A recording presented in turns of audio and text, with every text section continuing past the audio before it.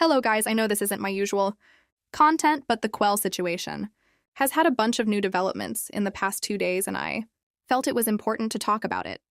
If you don't know what the QWELVER situation is up until this point, let me give you a quick rundown.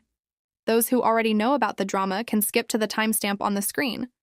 Basically, QWELVER, the creator of Dandy's World, used to have a developer named Rock Serpent on the team, who was outed in late 2024 for being a pedophile. Earlier this year, he had sent a video of him scrolling through him and QWEL's text messages on his social media accounts, with proof QWEL and him had stayed in touch for 2 whole months after his firing from the team, and lied about him hogging assets from their first game together, or flavor frenzy, when she seemed very adamant about not wanting them.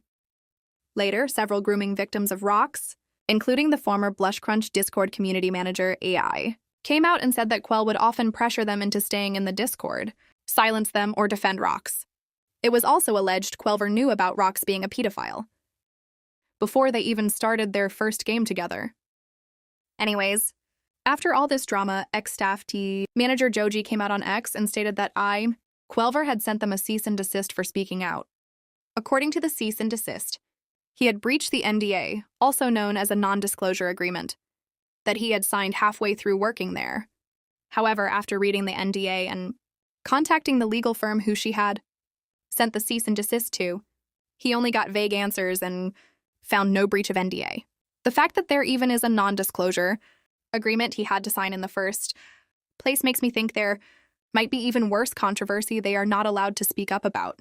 This morning, QWELVER sent an official statement out on Discord, which is a 2.5-page document that I will link in the description next to the victim's document for anyone who wants to personally read it. It basically states that she had met Rox at a young age, and after first being shown an inappropriate drawing Rox had made of him and a victim, was allegedly emotionally manipulated into thinking Rox was pressured to draw it. It also states that the reason why she stayed in contact for 2 months after his firing was to get remaining assets and shared accounts from the game.